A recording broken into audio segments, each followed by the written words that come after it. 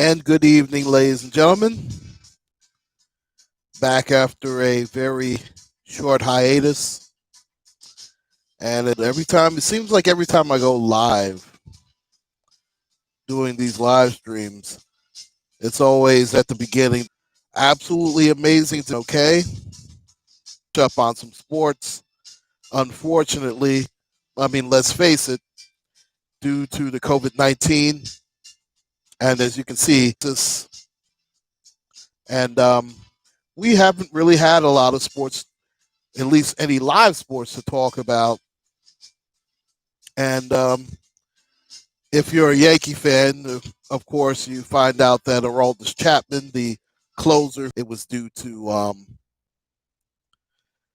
the stolen signs by the Houston cheating Astros in the NBA. It's amazing how people are getting COVID and they're in a supposed bubble. But I don't think we're going to have any type of season. They're probably going to try baseball. I think it's foolish myself, but I could definitely see the NBA pausing if people continue to test positive for COVID-19. You see Russell Westbrook, but among, in fact, Michael Beasley. But that's not why I'm here this evening. I'm here this evening because, once again, the term anti-Semitic is being bandied about again. Through this, if you saw my upload about Max Kellerman, I've already spoken this, and I've also shown that we are the real Israelites that the Bible speaks of, the real Jews. And again, and I'm going to say this only one time and one time only, the term Jew only refers to the tribe of Judah. There are 12 tribes of Israel. All you have to do is pick up your Bible, blow the dust off it, because most of the people don't read it, which is in fact, that is the problem. They do not read their Bibles correctly, and that is why a lot of these things happen. But I digress. This time last week it was Deshaun Jackson, and Deshaun Jackson made the fatal mistake of taking a quote that was attributed to Adolf Hitler. And let's face it, Adolf Hitler never made that quote. But that was his mistake. And that's where he messed up. Here, Nick Cannon is being criticized. And they're saying, in fact, I'm going to go by the Forbes magazine article. Nick Cannon unmasked. They're saying that with a question mark at the end. The star spreads. And this obviously was written by Seth Cohen, who was a contributor of this article. This is an article from Forbes magazine. And this was actually yesterday. And I'm going to read this particular article, and you tell me if there's any true hate speech in this particular article. Over the weekend, a recent YouTube video hosted by media megastar Nick Cannon raised eyebrows for trafficking in anti-Semitic, conspiracy theories and anti-Jewish rhetoric. Now, before I go any further, we've already established Jewish means Jew-like. Ish is akin to like. In doing so, the popular host of Fox's The Masked Singer and former host of MC's America's Got Talent added fuel to the already simmering debate about the state of Black-Jewish relations in America. In the episode of the YouTube show, Cannon's class, film with rap figure Richard Professor Griffin. Let me stop there. Professor Griff, and they're going to go into it a little bit, was at one time part of Public Enemy. He was fired from Public Enemy because he made what was considered anti-Semitic comments. But he was actually more part of the S1Ws. He didn't do any rapping. So they're sort of ignorant when it comes to that, but I digress. In the discussion, in fact, let me start again. In the episode of the YouTube show Cannon's Class, filmed with the rap figure, hey Dale, how's everything, good brother? You know I'm going in. I have to do that. Filmed with the rap figure Richard Professor Griffin. Cannon repeatedly references Jewish conspiracy theories that many find deeply offensive. In the discussion with Griffith, who was expelled from the popular hip-hop band Public Enemy after himself making I'll say, quote, anti-Semitic, unquote, comments in the 1989 off the rapper collections by voicing his own questions and criticisms about Jewish power. Despite repeated assertions, the discussion is not about hate. Griffin goes on to discuss how references to Semitic language and people have absolutely to do with any white people, prompting Cannon to comment, the Semitic people are black people. The two then continued conversation and discuss how accusations of anti-Semitism are used by Jews, quote unquote, division and to disempower black people. They also talk about how, like a stolen bike, it is time for black people to reclaim the term Semitic. Cannon, trying to explain the discussion isn't about hate speech, goes on to deny the legitimacy of Jewish people. Hey, Lonnie One Love, how's everything? I'm actually getting to that because I'm going to read the entire article from Forbes magazine. And thank you so much for hitting the like button on the way in. And again, on the way in, please hit the like button. I definitely do appreciate it. It's never hate speech. You can't be anti-Semitic when we are the Semitic people, Cannon said. When we are the same people who they want to be. That's our birthright, Cannon continued. We are the true Hebrews. Now again, as a reference, please go check out my video that I did about Max Kellerman and how he was dead wrong. And as you saw, I appreciate that, Lonnie One Love. I broke down, I even used 4 Bible verses proving that we are, in fact, the true Israelites or the true Hebrews that the Bible speaks of. Because you had Solomon, King Solomon himself, who said that I am black, that I am of the ground. I mean, again, please, when you get a chance, look, just watch that particular upload that I did about Max Kellerman. And it breaks it down. In fact, I might even go back to it after this article. I'll probably go back to a couple other scriptures to prove that we are, in fact, the Hebrews that the Bible speaks of. And actually, they're wrong when they say Semetic. It is actually Shem-Etic. Because remember, they are descendants of Shem. And that goes back to the Bible as well. Because if you remember, Noah had 3 sons.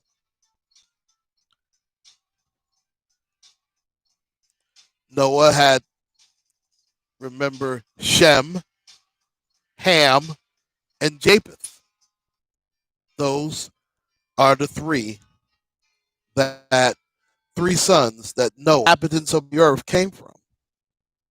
And you're absolutely right. They do. I mean, many many Caucasians definitely hate when we say that we are the true Hebrews. And again, the term Jewish means Jew-like. That is not the same. And again, the term Jew only refers to the tribe of Judah, picking up the Bible and reading it, not going by what Pastor Porkchop tells you. That is what a lot of this is where a lot of this comes from. They bank on the fact that we have not read our Bible at all, if even correctly. And that is why a lot of these things come to pass. But let me get back to the article from Forbes magazine. But it isn't the only debate about language to explore. Cannon repeatedly references conspiracy theories about Jewish power, speaking about going as deep as the Rothschilds, centralized banking, the 13 families, the bloodline control everything, even outside of America. Yeah, exactly. It's just like Blackish, Dale. You know, it's really ridiculous.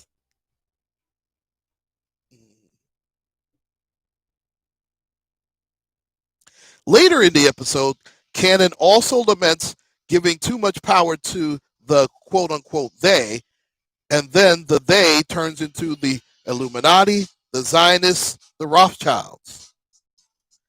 Now, mind you, this was done last year. This was filmed last year, but isn't it ironic how they,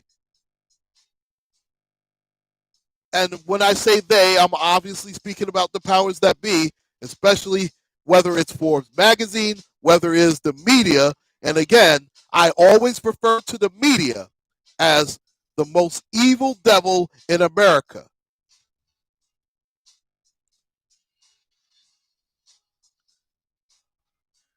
And no, not all Zionists are Jews. You're absolutely right.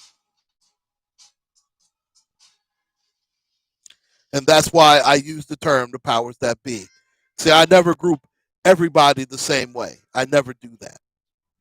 But it is also funny how right after the Deshaun Jackson thing, okay, let's go back to Nick Cannon's year-old post and try and bring him down. And in fact, Nick Cannon was just fired today from Viacom CBS.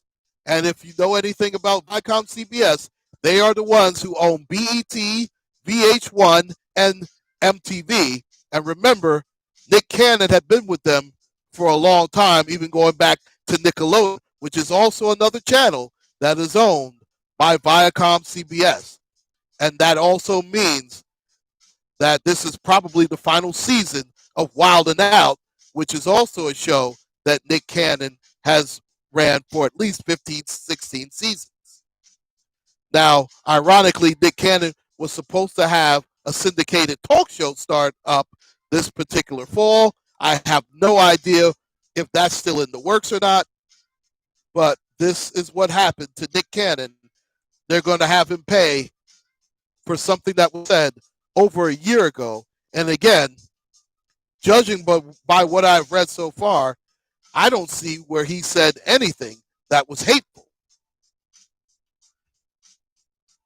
In fact, getting back to the article, although Cannon's YouTube video with Griffin was filmed last, it also comes a week after quote unquote anti-Semitic comments posted by NFL star Deshaun Jackson about controversial Nation of Islam leader Minister Louis Farrakhan. You know what? I'm glad that you brought that up also, because that is right, and I do believe that has a lot to do with it as well. Lonnie, one love, because his movie about Dr. Sebi is soon coming out. You are absolutely right about that, and it is another way to take away steam from that, the same way that this was done to Nate Parker a couple of years ago when he was bringing out right before Birth of a Nation came out, all this BS about. We all know that 9 times out of 10, Me Too has been an absolute witch hunt, period. And if you want to prove me wrong, all you have to do is see the way that Bill Cosby has been treated by this media and this quote unquote Me Too movement. And then you look at Rob Lowe and others like that who still are able to garner some type of jobs in Hollywood. In fact, Rob Lowe right now has a series called 911 Lone Star. Gentlemen. And it's always funny, before I go back to the Forbes article, they always got to bring up Louis Farrakhan. Every time. Louis Farrakhan has absolutely nothing to do with Nick Cannon or anybody else. And again, I also established where Minister Farrakhan, especially, well, when I saw him speak, said absolutely nothing anti-Semitic, the Jewish community. But unless you actually go to these things themselves, unless you go yourself and you just you will be made a fool, because unless you actually go there yourself, you're going to rely on secondhand information, and that's basically what's going on when they try to say that people are quote unquote. And let me get back to the article. And yeah, Rob. Oh, you saw him in '97. Yeah, he was sort of on the outs then. In fact, he was doing shitty Lifetime movies. He's still doing shitty Lifetime movies. But unlike Jackson, who is known in the sports world, but perhaps not more broadly, Nick Cannon is a national media figure watched on primetime television by millions of fans. From his early days on Nickelodeon to his ubiquitous national presence on NBC's America's Got Talent and now Fox's The Masked Singer, Cannon is a household name. He also has acting, directorial, production, and music careers, the last of which made controversy for his very public rap battle with Eminem. And to be honest, he was right about that. He had every right to go after Eminem, who has always disrespected Nick Cannon and his ex-wife Mariah Carey. But in his departure from hosting family television shows, Cannon's hosting of Griffin on Cannon's Class is deeply troubling. Again, I'm reading the Forbes magazine article. Okay, this is how they feel. This is not how I feel. In fact, I want to know, well, we already know why they consider it troubling. Remember, Forbes prides itself on being a capitalist tool. We know what extreme capitalism has done to our people. Just saying. Griffin has a notorious reputation for making anti-Jewish comments including comments in a 1989 interview with the Washington Times, in which Griffin cited Henry Ford's anti-Semitic book, The International Jew, and blamed Jews for the majority of wickedness that goes on across the globe. Griffin's criticisms have also gone beyond just the descriptive and bordered on the dangerously speculative. If the Palestinians took up arms, went into Israel, and killed all the Jews, I'd be all right, said in a 1989 interview. Yeah, he did destroy Eminem in that rap battle, but nobody wants to acknowledge that. They all want to kiss Eminem's fanny, especially Rakim, which, to me, roasting Griffin, Cannon's own comments show a shocking ignorance of the history of the Jewish people and the dismaying amount of belief in anti-Jewish conspiracy theories. While his YouTube show and other radio And performance outlets have been intended to be both empowering and entertaining. The episode with Griffin is alarming in the animosity that it spreads. It is absolutely amazing how, when we point out that we are the true Hebrews in which the Bible speaks on, all of a sudden it is animosity. Animosity for, are you serious? Jeez. The animosity that we should have is the fact that people, certain people, have claimed to be something that they haven't been since the 1900s. That should be the animosity. But of course, here we go. Now, to say if the Palestinians took up arms and went into Israel and killed all the Jews, it'll be all right. Of course, you are opening yourself up for all types of backlash with your Professor Griff. I get it.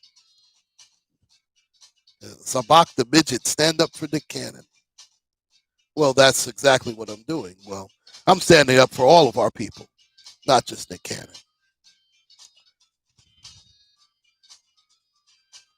Going back to the Forbes article, while there has always been an uneasy aspect to Black-Jewish relations in America, the two groups are also natural allies in the fight for racial and social justice.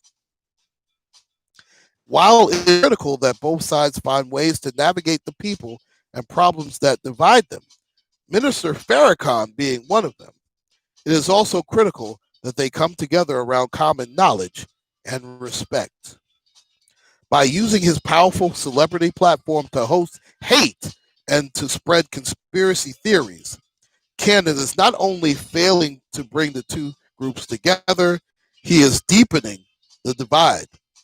Is this the real Nick Cannon who has been unmasked? Let's hope not.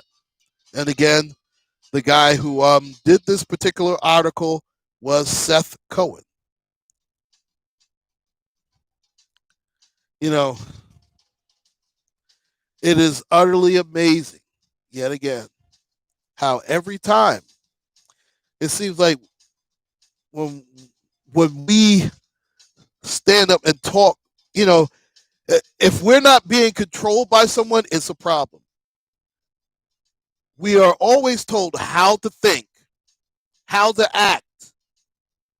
They do not do this with any other group of people but our people. You know, it is absolutely amazing. People can be whatever sex they want to be, it's no problem. But when our people say that we are the true Hebrews that the Bible speaks of, it is, oh, you're anti Semitic. How is that anti Semitic?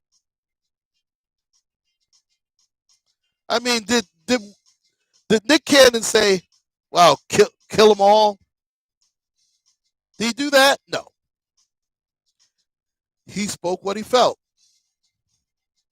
And basically, he spoke what is actually proven in the biblical scriptures, whether it's the Old or New Testament. And again, I brought that out in the last upload about Max Kellerman. But it's always a huge problem when it comes to our people.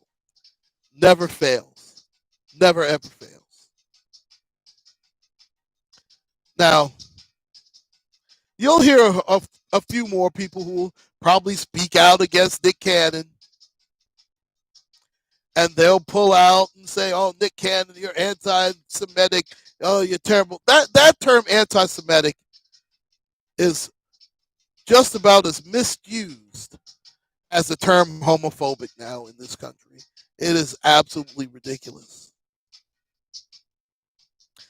No one is against the real people who are Jews. And again, I have to say it yet again. The term Jew only refers to the tribe of Judah. There are 12 tribes in Israel.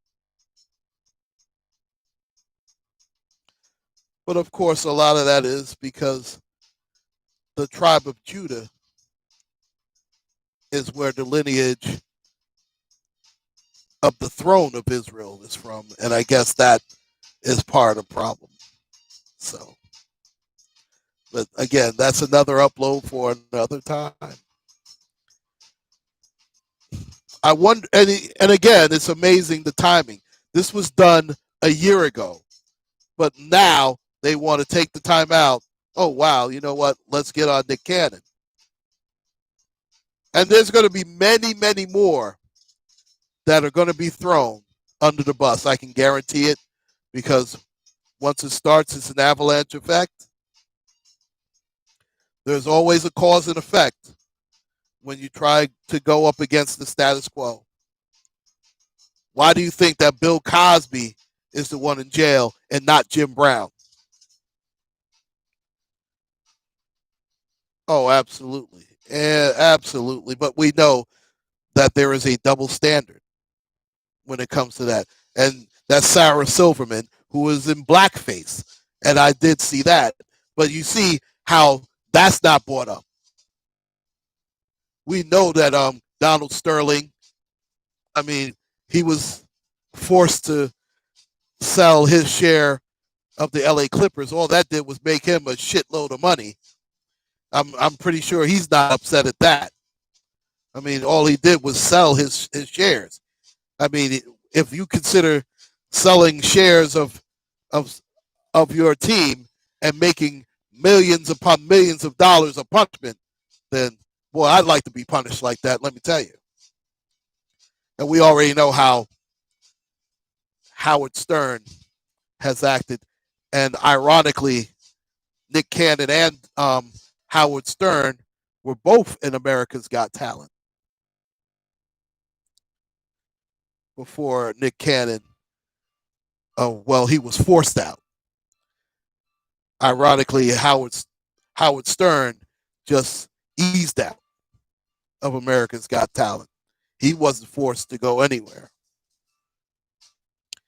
Please, and we know that there are several more that can go under that analogy that you just said there. We know that.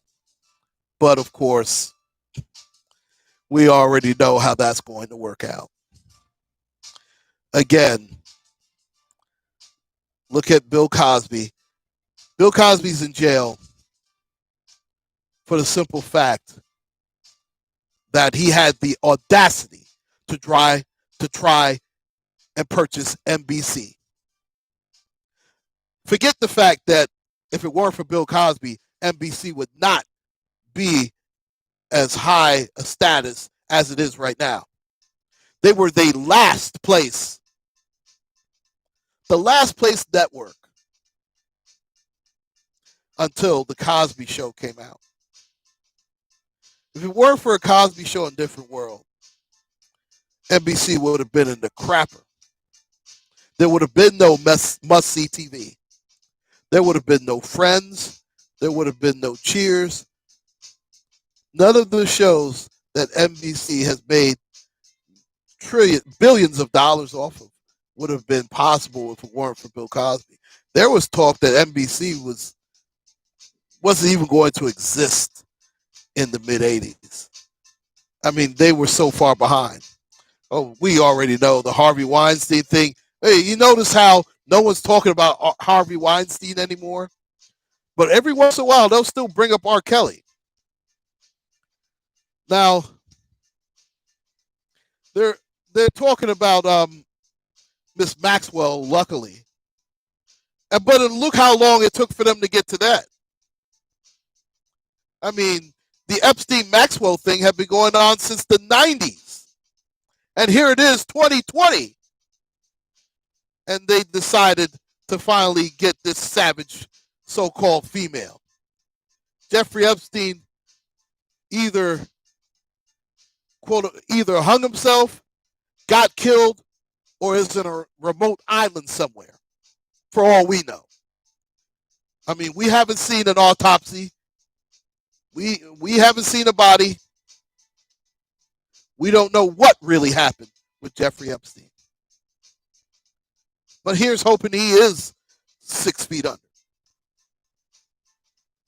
And I tell you what, Ms. Maxwell might end up joining him if she doesn't watch it, and depending on how bad people don't want her to talk. But it's amazing all the double standards that we continue to go through. And Nick Cannon is not the first, and unfortunately, he will not be the last. But I stand with Nick Cannon, and I hope that we all continue to stand by him.